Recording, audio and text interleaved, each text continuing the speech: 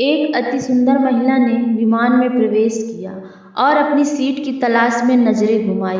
उसने देखा कि उसकी सीट एक ऐसे व्यक्ति के बगल में है जिसके दोनों ही हाथ नहीं हैं। महिला को उस अपाहिज व्यक्ति के पास बैठने में झिझक हुई। सुंदर महिला एयर होस्टेस से बोली, मैं इस सीट पर सुविधापूर्वक यात्रा नहीं कर पाऊंगी क्योंकि साथ की सीट पर जो व्यक्ति बैठा हुआ है उसके दोनों हाथ नहीं हैं। सुंदर महिला ने एयर होस्टेस से सीट बदलने हेतु आग्रह किया।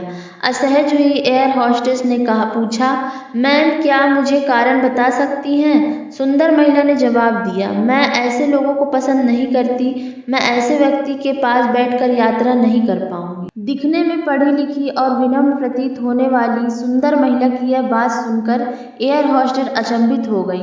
सुंदर महिला ने एक बार फिर एयर होस्टेस से जोर देकर कहा कि मैं उस सीट पर नहीं बैठ सकती, मुझे कोई दूसरी सीट दे दी जाए। एयर होस्टेस ने खाली सीट की तलाश में चारों ओर नजर घुमाई पर कोई भी सीट खाली नहीं दिखी। एयर होस्टेस ने सुंदर महिला से कहा कि मैडम इस इकोनॉमी क्लास में कोई सीट खाली नहीं है, किंतु यात्रियों की सुविधा का ध्यान रखना हमारा दायित्व है।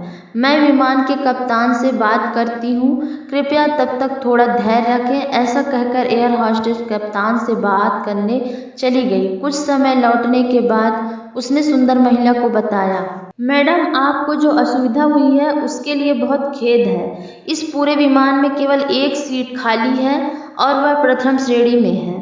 मैंने हमारी टीम से बात की है और हमने एक असाधारण निर्णय लिया। एक यात्री को इकोनॉमी क्लास में इस प्रथम श्रेणी में भेजने का कार्य हमारी कंपनी के इतिहास में पहली बार हो रहा है।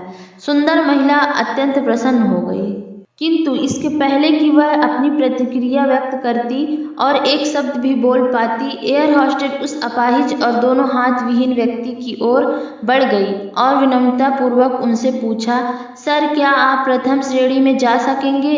क्योंकि हम नहीं चाहते कि आप एक अशिष्ट यात्री के साथ यात्रा से परेशान हों। यह बात सुनकर सभी यात्रियों ने ताली बजाकर इस निर्णय का स्वागत किया।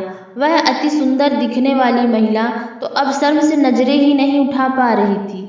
उस अपाहिज व्यक्ति ने खड़े होकर कहा, मैं एक भूतपूर्व सैनिक हूँ और मैंने एक ऑपरेशन के दौरान सीमा पर हुए बम विस्फोट में अपने दोनों हाथ खोए थे। सबसे पहले जब मैंने इन देवी जी की चर्चा सुनी तब मैं सोच रहा था कि मैंने भी किन लोगों की सुरक्षा के लिए अपनी जान जोखिम में डाली और अपने हाथ खोए, लेकिन जब आप सभी की प्रतिक्रिया देखी तो अब अपने आप पर गर्व महसूस हो रहा है कि मैंने अपने देश और देशवासियों की खातिर अपने दोनों हाथ खोए। और इतना कहकर वह प्रथम श्रेणी में चले गए। सुंदर महिला पूरी तरह से शर्मिंदा होकर सर झुकाकर सीट पर बैठ गई। अगर आप लोगों को कहानी पसंद आई तो वीडियो को एक लाइक करिए, चैनल को सब्सक्राइब करिए और फैमिली फ्रेंड में जरूर से शेयर करिए।